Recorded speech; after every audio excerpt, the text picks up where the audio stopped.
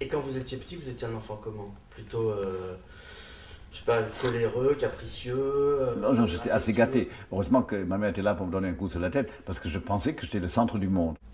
Mais quand les gens me disent que, les peu que gens que je croisais dans ma vie, qui m'ont connu enfant, disent vous étiez qu'une espèce de Shirley Temple garçon, vous étiez insupportable, etc., et tout le monde vous gâtait, eh bien moi j'avais toujours l'impression qu'on aurait pu faire encore un plus grand effort, hein. Donc je trouvais que c'était jamais assez de toute façon, hein. Et vous étiez rêveur ou pas? Rêveur? Ouais.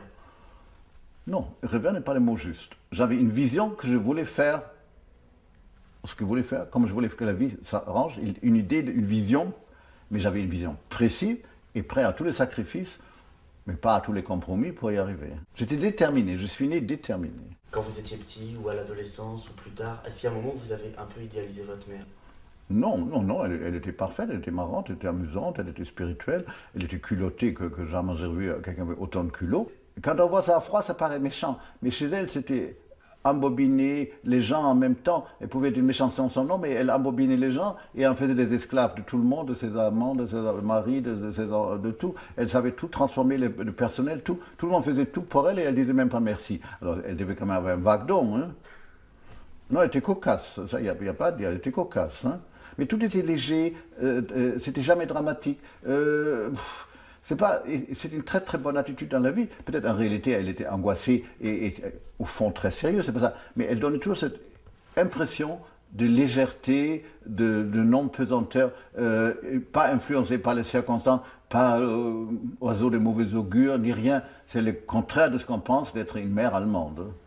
Ah ouais. Ah oui, parce que si vous lisez la littérature allemande, le rôle de la mère, c'est pas marrant, hein.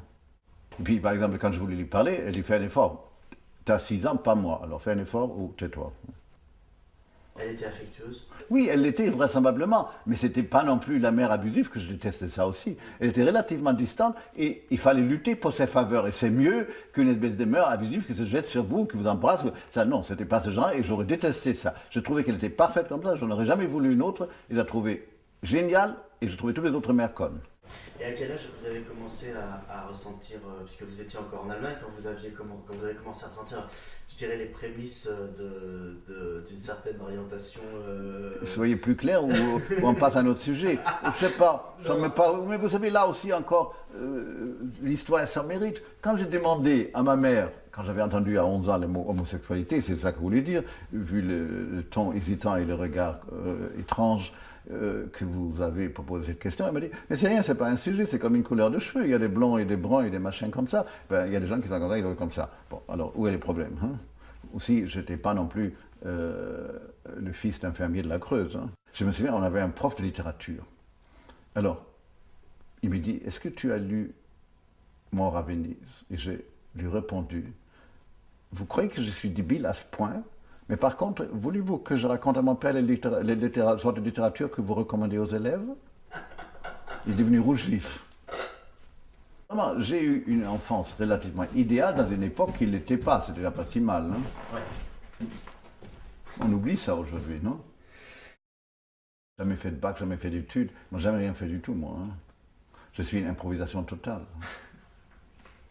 Je suis même pas sérieux. Travailleur, mais pas sérieux, hein. Alors vous êtes travailleur quand même.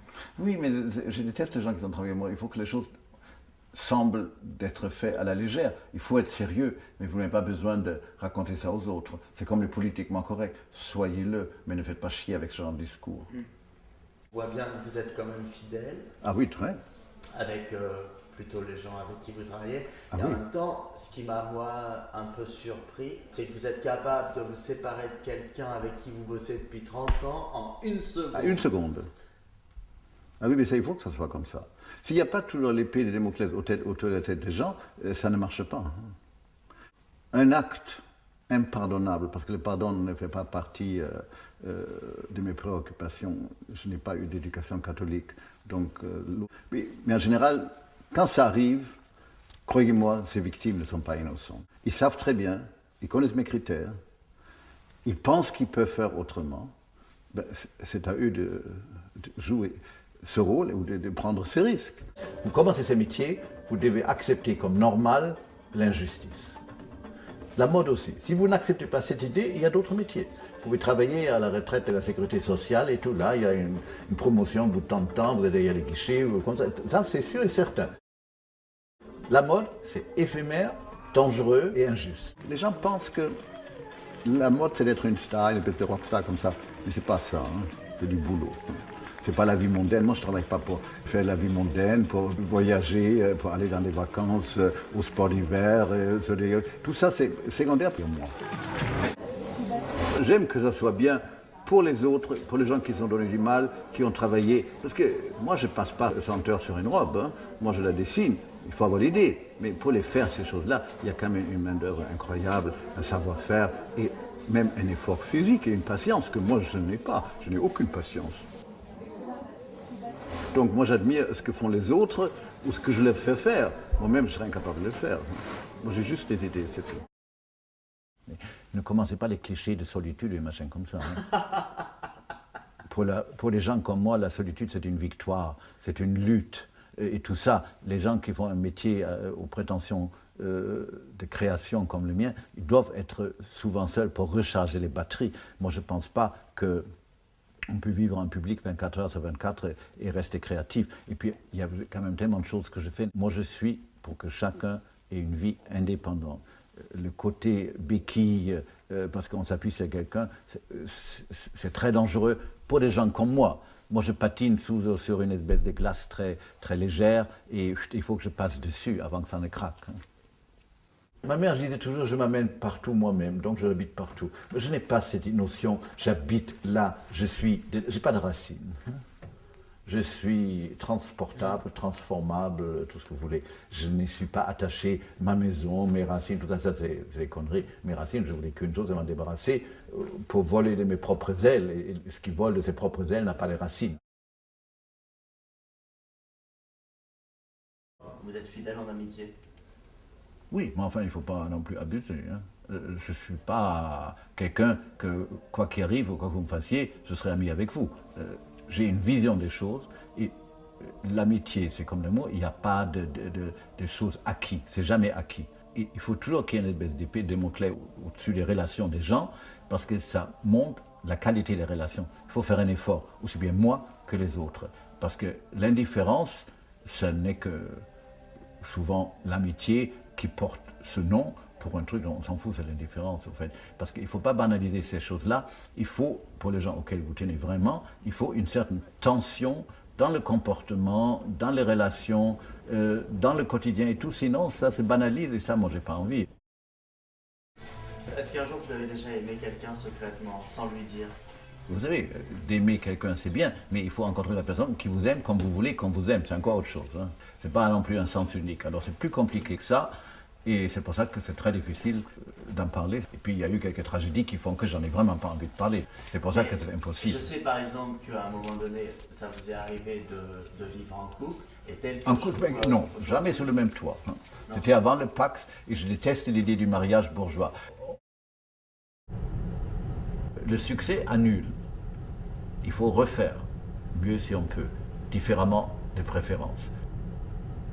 Si vous voulez vivre avec une nostalgie en pleurant sur votre propre passé, allez-y, restez avec vos souvenirs, vos succès et des machins comme ça c'est très bon. Mais ce n'est pas ma mentalité, je déteste ça et je déteste les gens qui ont cette mentalité. C'est quand les gens qui disent le bon vieux temps. D'abord, il était vieux peut-être, mais peut-être pas si bon que ça. Hein. Donc, on s'en fout. En plus, ça fait de votre présent une chose de seconde main, hein, parce que si c'était mieux avant, alors vous fatiguez, ne sautez pas la fenêtre tout de suite, hein, ça ne vaut pas la peine d'insister si c'est moins bien. Il faut que ça soit différent et on doit s'adapter aux époques qui changent. C'est pas, on dira ah, l'élégance n'est plus ce que c'était. Non, ça a changé de notions, de concepts, de vision. Mais si on est accroché à un truc et c'est comme un dogme et c'est ça et pas autre chose, ben on est mal parti. Je ne veux pas être une réalité dans la vie des autres. Je veux être comme une apparition. Ça apparaît, ça disparaît. Je ne veux pas avoir de réalité et de poids dans la vie de qui que ce soit parce que je ne désire pas ça dans la mienne. Jean-Paul Carle! Jean-Paul Carle! Jean-Paul Carle!